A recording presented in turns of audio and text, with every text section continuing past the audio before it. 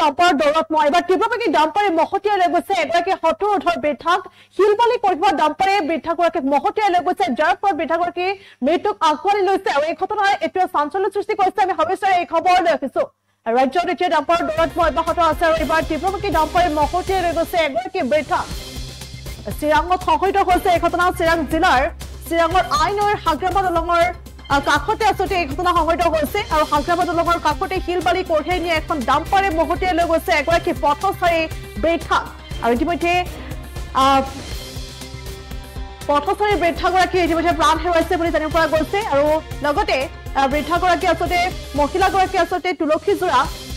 গাঁৱৰ বুলেছা বেৱা বুলি জানিব পৰা গৈছে আৰু বুলেছা বেৱা 70 ঊৰ্ধ অৰ্থাৎ 75 বছৰৰ বুলেছা বেৱা ইতিমধ্যে প্ৰাণ হেৰুৱাইছে আৰু এনেদৰে এতিয়া দেখিবলৈ পোৱা গৈছে ডাম্পাৰ দৌৰত সেয়া অব্যাহত আছে আৰু এইদৰে পুনৰ ডাম্পাৰে শিলবালি কঢ়িয়াই নিয়া এখন দ্ৰুতবেগী ডাম্পাৰে পথচাৰী মহিলাক মহতিয়াই লৈ গৈছে আৰু মহিলাগৰাকী ইতিমধ্যে বুলেছা বেৱা বুলি জানিব পৰা গৈছে আৰু তুলসীজোৰা গাঁৱৰ বুলেছা বেৱা ইতিমধ্যে প্ৰাণ হেৰুৱাইছে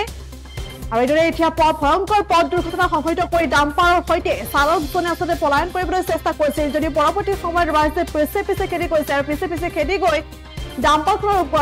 ডাম্পাৰখন পথৰ ওপৰতে এৰি থৈ চালকজনে পলায়ন কৰিছে আৰু উক্ত পথ দুৰ্ঘটনা কেন্দ্ৰ কৰি এতিয়া স্থানীয় ৰাইজৰ তীব্ৰ প্ৰতিক্ৰিয়াৰ সৃষ্টি হৈছে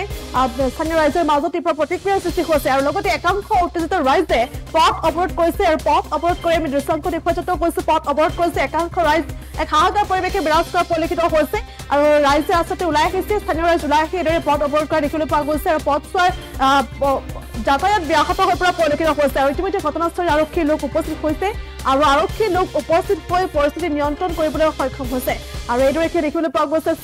চিৰাঙত এই ঘটনা সংঘটিত হৈছে চিৰাঙৰ আইনৰ হাগ্ৰামা দলঙৰ কাষতে এই ভয়ংকৰ পথ দুৰ্ঘটনা সংঘটিত হৈছে পুনৰলৈ কৈছো তীব্ৰবেগী ডাম্পাৰে মহতিয়াই লৈ গৈছে এগৰাকী বৃদ্ধাগৰাকী ইতিমধ্যে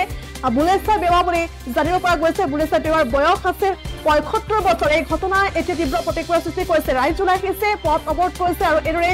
এতিয়া পৰিস্থিতি পৰৱৰ্তী সময়ত আৰক্ষী উপস্থিত হোৱা দেখিবলৈ পোৱা এক হাহাকাৰ পৰিৱেশে বিৰাজ কৰিছে আৰু পৰৱৰ্তী সময়ত আৰক্ষী উপস্থিত হৈ সমগ্ৰ পৰিৱেশটো নিয়ন্ত্ৰণ কৰিবলৈ সক্ষম হৈছে এই মুহূৰ্তত ভাষ্য হৈ পৰিছে আমি দৰ্শকলৈ আগবঢ়াইছো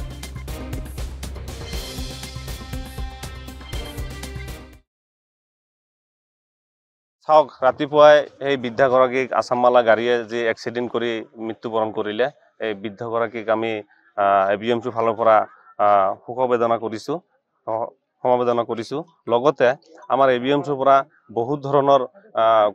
অভিযোগ দেওয়াৰ পিছতো এই আছামমালা কোম্পানীয়ে গাড়ী স্পীডত চলাই আছে স্পীড কমাই নিদিয়া আৰু উপযুক্ত ড্ৰাইভাৰেদি গাড়ী নচলায় হেল্পাৰেদিহে গাড়ী চলাই আছে সিহঁতে হিন্দী মানুহ গাড়ী চলায় তেখেতৰ ডিএল নথকাত আৰু যধে মধে মদ ভাং খাই কিনি গাড়ী চলায় কলেও মানে ইহঁতে কৰ্তৃপক্ষই কোনো ধৰণৰ গুৰুত্ব নলয় আৰু এতিয়া আপোনালোকে কি বিচাৰে আমাৰ এইখিনি আমি বিচাৰো এইখিনি যে এইখন ৰাস্তা যাতে আপোনালোকে গাড়ী চলালেও অলপ স্পীড কমাই দি চলায় আৰু যি বৃদ্ধাগৰাকী আমাৰ এতিয়া আজি ডেটত স্পট ডেট হ'ল সেই বৃদ্ধাগৰাকীৰ পৰিয়াল যাতে শান্তি পায় লগতে তেখেতৰ যাতে উপযুক্ত ক্ষতিপূৰণ যাতে চৰকাৰে আমাক দিয়ে আৰু কি চাওক যিকোনো খবৰৰ বাবে যোগাযোগ কৰক 7099017330 লগতে 7099017110 নম্বৰত